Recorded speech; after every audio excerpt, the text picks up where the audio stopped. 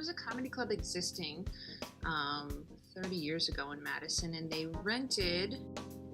My family kind of fell into it, actually. They rented from our building, and they were going to go out of business, and the local comics came to my dad and begged him to keep it going. He had owned restaurants in the past, no experience in comedy clubs. He's old school Greek guy, and he said, okay, and he took it over. And it did well, and a few years after that, my sister and I took over from him and started running it. So we've been running it for the past almost 20 years now. It's been a long time. And my parents always taught us from the beginning customer service and treating the artists well. And that mindset got us where we're at. So social media, I rely for our business for marketing and communicating with our customers. I ask everyone around me who they're seeing on TikTok. I look at what other clubs are doing,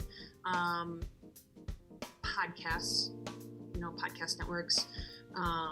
There's been a big shift, and I think that especially happened after COVID, because there was a number of years where comedians had to say, if I'm going to make it, there's nothing going on, I need to be present on social media. There's so many names that people know out there right now, especially after podcasts and everything. But I would say, number one, the Joe Rogan podcast has changed comedy the most. Whether it be he introduces people on his podcast to his massive audience, and then they can go and have their own podcast themselves and then gain popularity. The open mic's great. We have honestly one of the biggest in the country, if not the biggest. We'll get 300 people in there every week.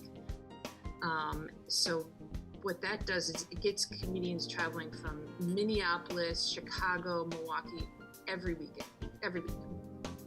So they'll all get together in a car and drive up together for the open mic, which is great. From our open mic night, Jeffrey Asmus is probably right now one of the big ones.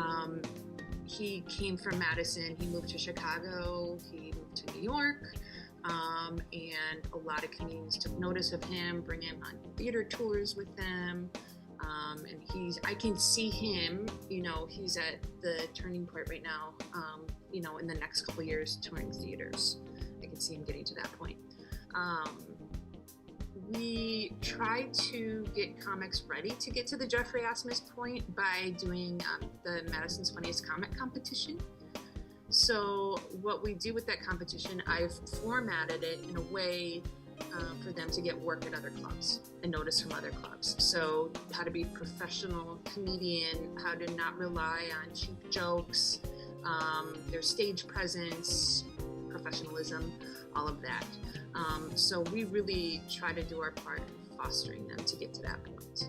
It's really important that a show has synergy and that comics complement each other. They don't have to be the same by any means, but they have to complement each other.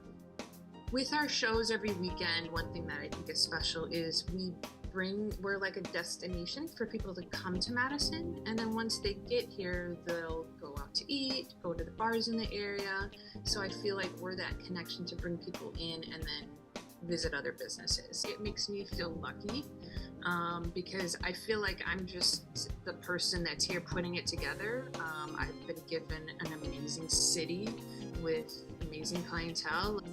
Number one, my family has had businesses on State Street for the past 50 years. So it's a really important street for us in community. And also, so many comedians are surprised when they come here. They're like, you're in Wisconsin, when they come from LA or New York.